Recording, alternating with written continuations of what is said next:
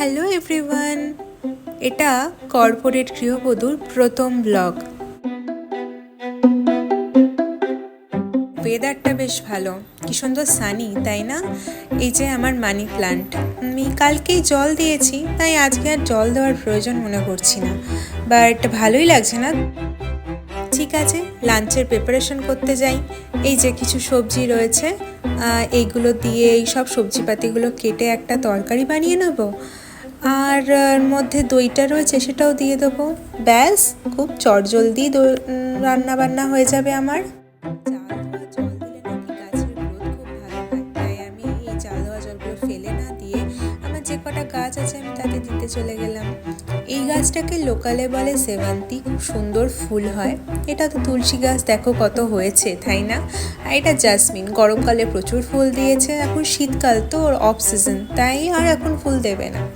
এই যে আমার ভাত বসানো হয়ে গেছে, আর কি করব, আর আমি আজকে ভেন্ডি পোস্ত করব, তাই এইটা ছোট ক্লিপ দিলাম। যদি পুরো রেসিপিটা দরকার পড়ে তাহলে ডেসক্রিপশন থেকে পেয়ে যাবে, পুরো লিঙ্কটাই দেওয়া থাকবে।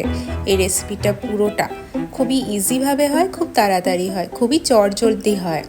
আসলে আমারও নতুন বিয়ে হয়েছে, আমিও সেরকমভাবে জানি না কোথায় কি রান্না করতে হয়, বাট খুব ইজি রেসিপি করার চেষ্টা করি যাতে আমি দুটো দিকই ভালোভাবে সামলাতে পারি। এটা একটা পেঁয়াজ কাটার মেশিন, এখান দিয়ে খুব তাড়াতাড়ি পেঁয়াজ কাটা হয়ে যায়, চোখও জ্বলবে না।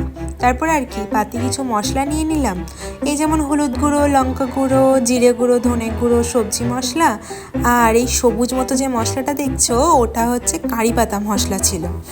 যাকে এই সব কিছু মশলা, পেঁয়াজ আর হচ্ছে এই টমেটো সব আর নুন সব কিছু দিয়ে জাস্ট ওটাকে নেড়ে আমার সেই ভেজে রাখা সমস্ত সবজিগুলো ওর মধ্যে মিশিয়ে দেবো, আর জল ঢেলে দেবো, আর একটু সামান্য দই দেবো। দই দিলে যে কোনো খাবারের টেস্ট খুব বেড়ে যায় শুনেছি।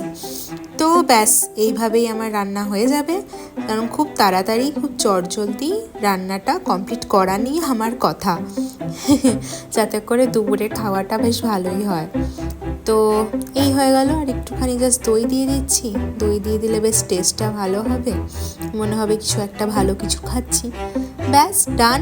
এদিকে দেখো আমার চাটনিটাও ডান। এখন জাস্ট একটু জলটা দিয়ে রেখেছি, এই জলটা টেনে আসবে।